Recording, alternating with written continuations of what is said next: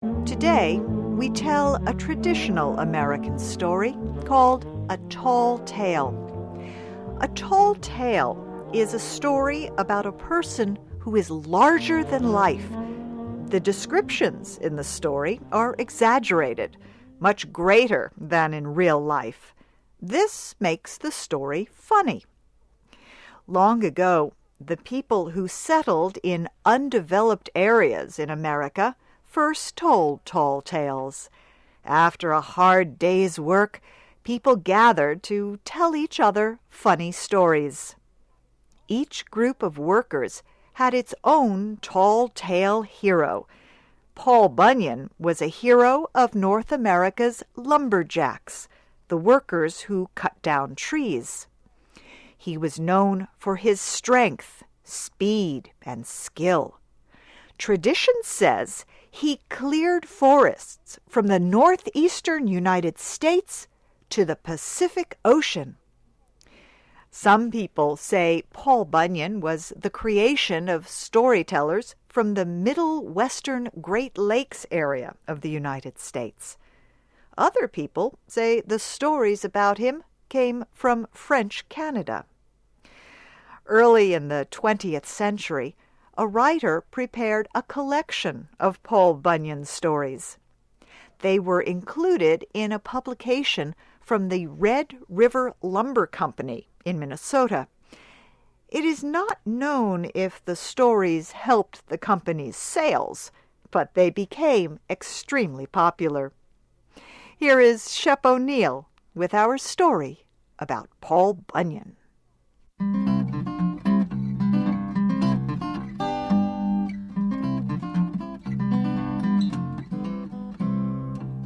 Many years ago, Paul Bunyan was born in the northeastern American state of Maine.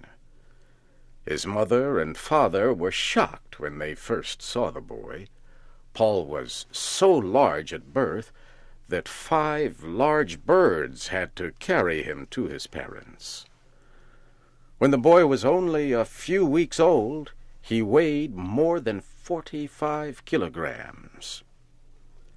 As a child, Paul was always hungry. His parents needed 10 cows to supply milk for his meals. Before long, he ate 50 eggs and 10 containers of potatoes every day. Young Paul grew so big that his parents did not know what to do with him. Once, Paul rolled over so much in his sleep that he caused an earthquake.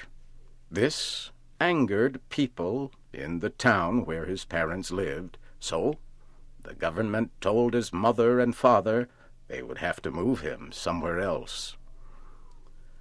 Paul's father built a wooden cradle, a traditional bed for a baby. His parents put the cradle in waters along the coast of Maine. However, every time Paul rolled over, huge waves covered all the coastal towns. So his parents brought their son back on land. They took him into the woods. This is where he grew up. As a boy, Paul helped his father cut down trees. Paul had the strength of many men. He also was extremely fast. He could turn off a light and then jump into his bed before the room got dark.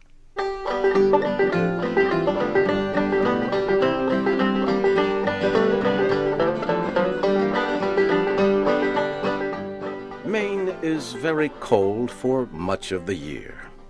One day, it started to snow. The snow covered Paul's home and a nearby forest. However, this snow was very unusual. It was blue. The blue snow kept falling until the forest was covered. Paul put on his snowshoes and went out to see the unusual sight. As he walked, Paul discovered an animal stuck in the snow. It was a baby ox. Paul decided to take the ox home with him. He put the animal near the fireplace. After the ox got warmer, his hair remained blue. Paul decided to keep the blue ox and named him Babe. Babe grew very quickly. One night, Paul left him in a small building with the other animals. The next morning, the barn was gone, and so was Babe. Paul searched everywhere for the animal. He found Babe calmly eating grass in a valley, with the barn still on top of his back. Babe followed Paul and grew larger every day. Every time Paul looked, Babe seemed to grow taller. In those days, much of North America was filled with thick green forests. Paul Bunyan could clear large wooded areas with a single stroke of his large, sharp axe. Paul taught Babe to help with his work. Babe was very useful. For example, Paul had trouble removing trees along a road that was not straight. He decided to tie one end of the road to what remained of a tree in the ground. Paul tied the other end to Babe. Babe dug his feet in the ground and pulled with all his strength until the road became straight.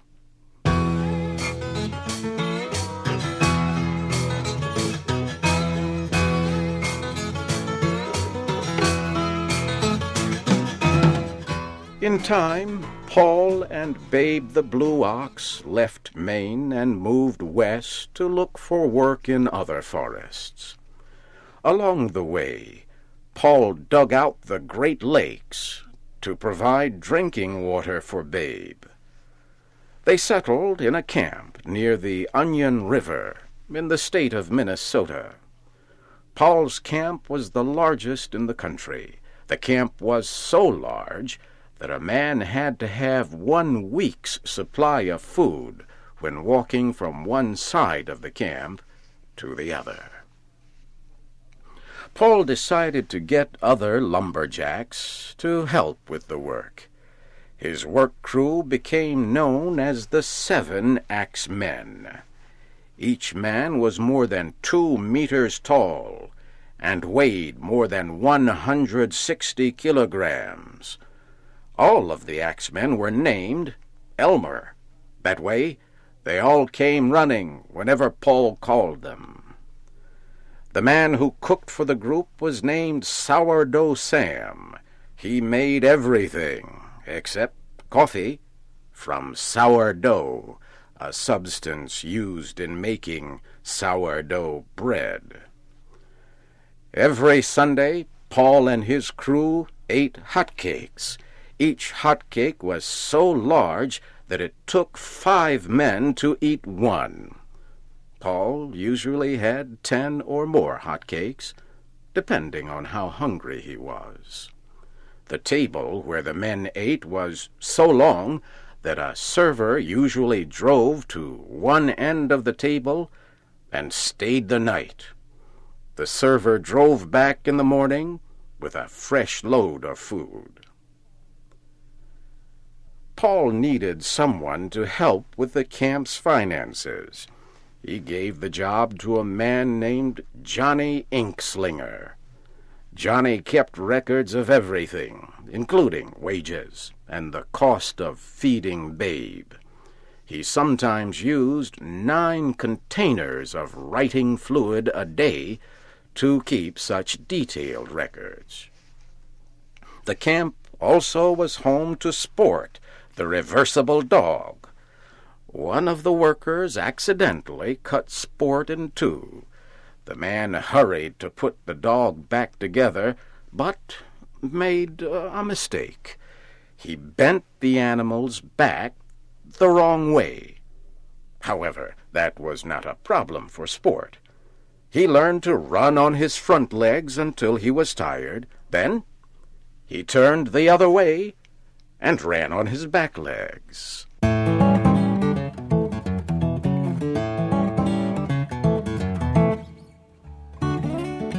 Big mosquitoes were a problem at the camp. The men attacked the insects with their axes and long sticks.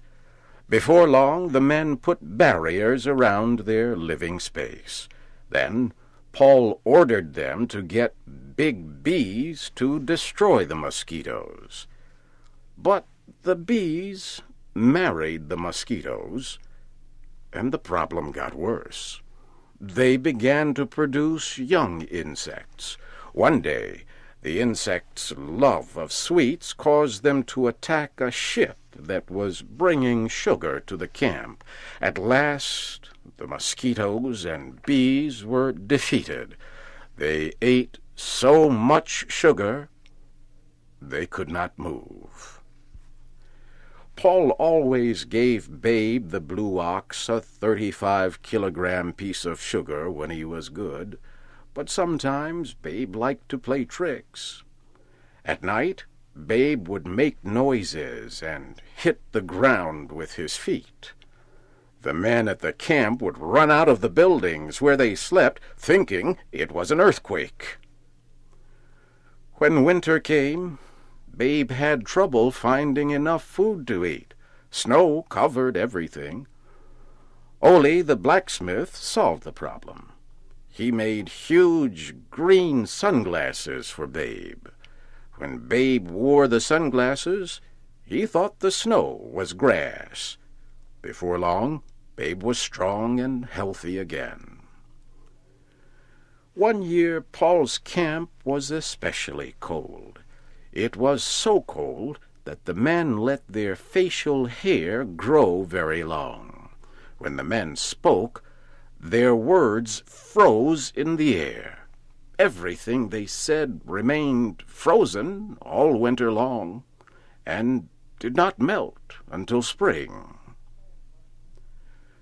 Paul Bunyan and Babe left their mark on many areas. Some people say they were responsible for creating Puget Sound in the western state of Washington. Others say Paul Bunyan and Babe cleared the trees from the states of North Dakota and South Dakota. They prepared this area for farming. Babe the blue ox died in South Dakota. One story says he ate too many hotcakes. Paul buried his old friend there. Today, the burial place is known as the Black Hills. Whatever happened to Paul Bunyan? There are lots of stories. Some people say he was last seen in Alaska, or even the Arctic Circle. Another tradition says he still returns to Minnesota every summer. It says Paul moves in and out of the woods, so few people ever know that he is there.